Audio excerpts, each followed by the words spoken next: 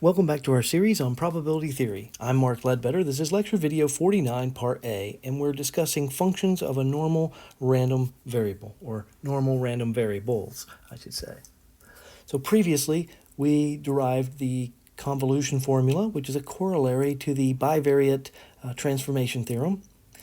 Then we looked at a theorem for the linear combinations of normal random variables, and we also looked at a corollary talking about x bar for a random sample or for IID random variables. Last time we did a couple of examples, and so this video we're going to look at a theorem on the independence of x bar and s and derive the distribution of this quantity, which is very important. Do some examples, and so that should be it for this video. So let's look at this theorem.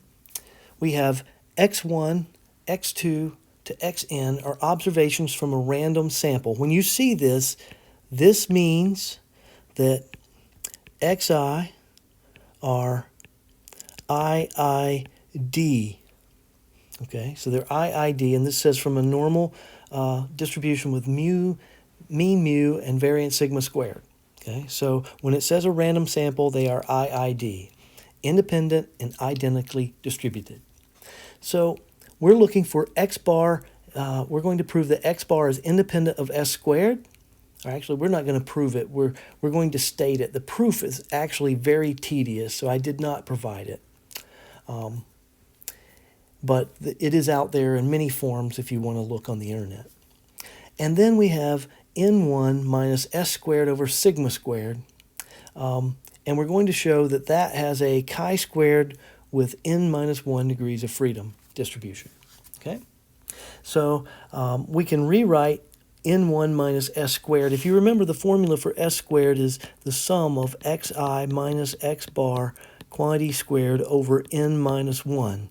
So if I multiply n minus 1 times s bar, then I have n minus 1, and these cancel, and I'm just left with the sum of the squares of the differences. Okay? And so this quantity here has a chi-squared with n minus 1 degrees of freedom distribution. All right, so let's prove number 2. We're going to let z equal the transformation xi minus mu over sigma. Remember that these are IID, so they all have the same mean and the same standard deviation, and they are independent because they are a random sample. So, so zi are independent, xi are independent, so zi are independent. And remember that if x is normal with mean mu, variance sigma squared, then z is a standard normal distribution, mean 0, variance 1. So we're going to let w equal the sum of the zi squared, and we know that that has a chi-squared with n degrees of freedom. Now, so w is equal to the sum of zi squared from I equals 1 to n, and I write that out as the sum of xi minus mu over sigma squared, and I can rewrite that, and this is the trick or technique that's important. So instead of just having x minus mu, I introduce x bar. But when I introduce x bar, I have to both add it and subtract it so that I don't change the quantity. But I'm going to group this differently. So what I do is I group xi minus x bar and x bar minus mu. I need something. I'm trying to prove that this quantity has a distribution, so I need this quantity somewhere. And so that's what I'm getting here. Okay? So now I'm going to take the square of this. So I've grouped them together. Now I'm going to take the square, and I'm going to keep this together, and then square it. And so that's what I've done. I've taken the square of xi minus x bar plus 2 times xi minus x bar minus mu, plus x bar minus mu quantity squared. And then I still have all this over sigma squared here. Okay? Now, 2 times the sum of xi minus x bar times x bar minus mu. This quantity here doesn't have any i's in it, so I can pull that out to the front, okay, with the 2. So now I have the sum of x bar minus mu times the sum of xi minus x bar. This quantity is 0. It's always 0 because there's no square here. It's just the sum of xi minus x bar. This is the sum of xi minus the sum of x bar. And the sum of x bar is going to be n times x bar. And n times x bar is n times the sum of x over n. So I'm left with the sum of xi. So I have the sum of xi minus the sum of xi equals 0. Okay? Now, so this term here, whoops, still erasing. This term in the center is 0. So I'm left with the sum of xi minus x bar squared over sigma squared plus the sum of x bar minus mu over sigma squared. These are all constants. With respect to I, there's no I in any of them, so there's n of these because we're going from 1 to n, so I can multiply that by n. And then I'm left with this term here with the summation. Now, so x bar has a normal distribution, mean mu, variance sigma squared over n, as we proved last time. And so I can call this sigma star squared. And y squared is x bar minus mu over sigma star. Okay?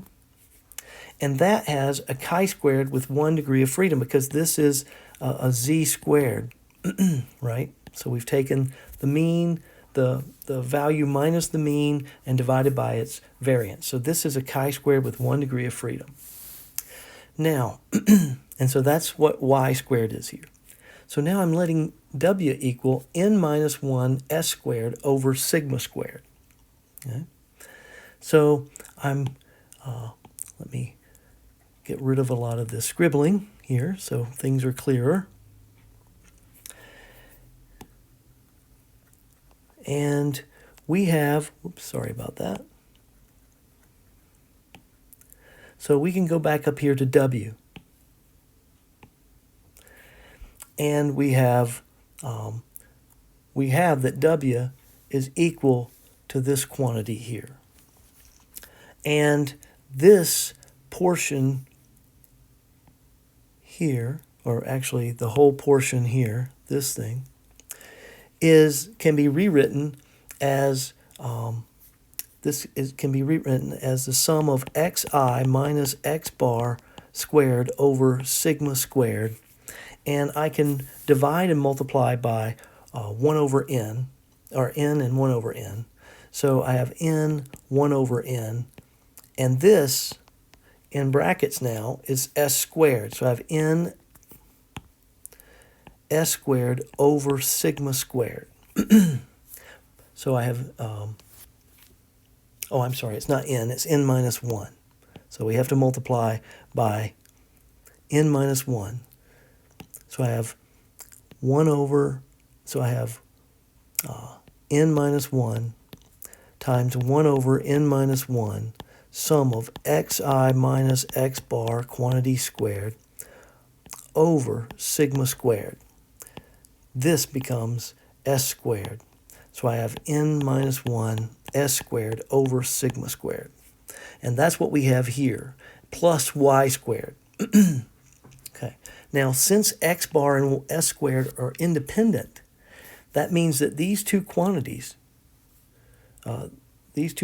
here are independent because this has s squared and this has x bar.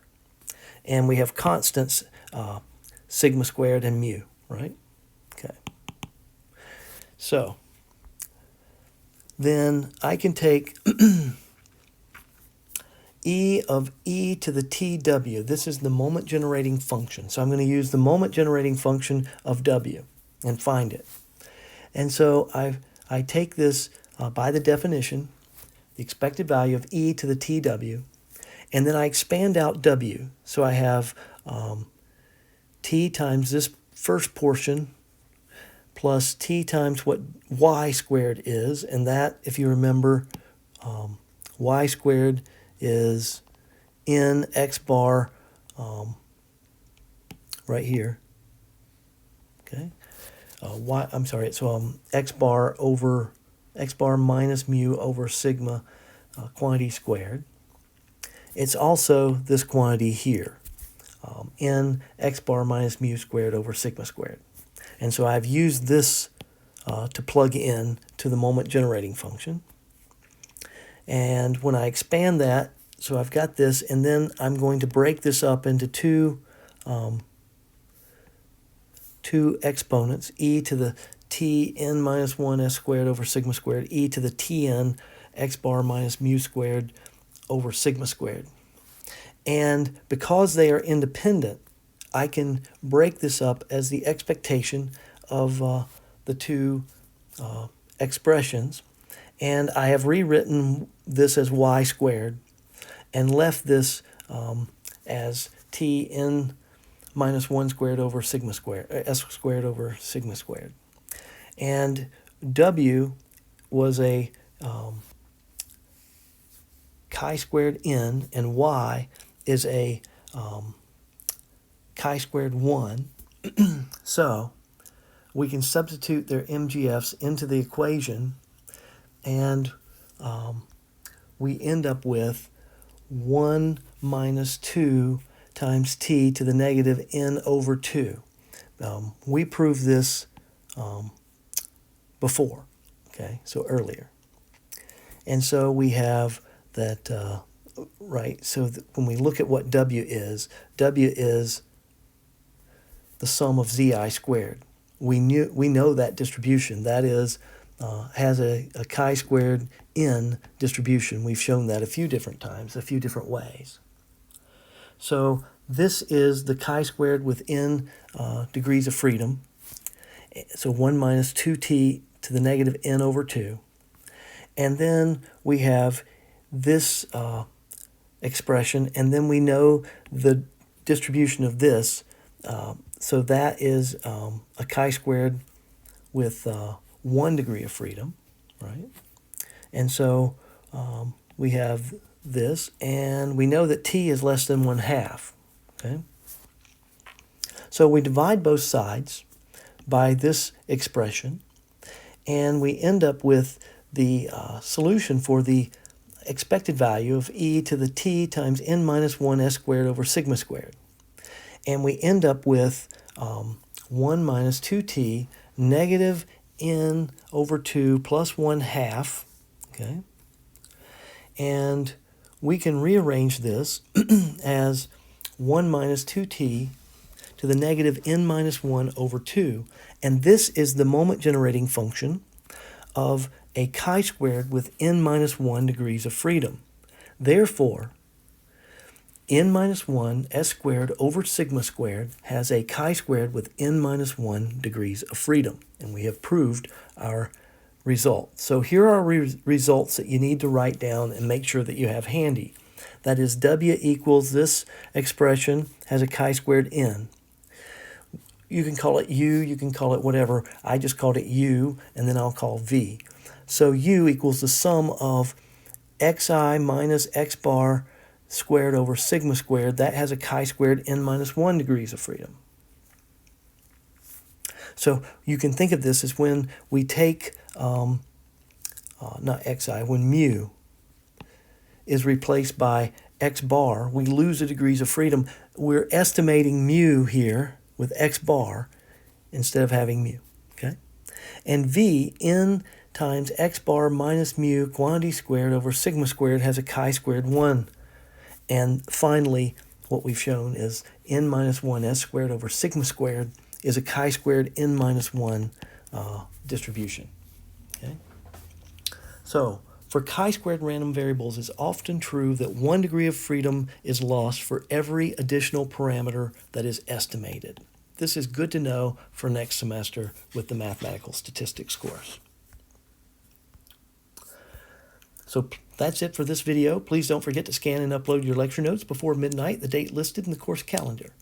If you have questions, please come to virtual office hours. If you can't make it to virtual office hours before you need an answer, email me. But I need you to email me a picture of the problem so I can, because I may not have access to it, and a picture of your work so far so I can see how you're approaching the problem and help you better. Please take care of yourself, and we hope to see you next time.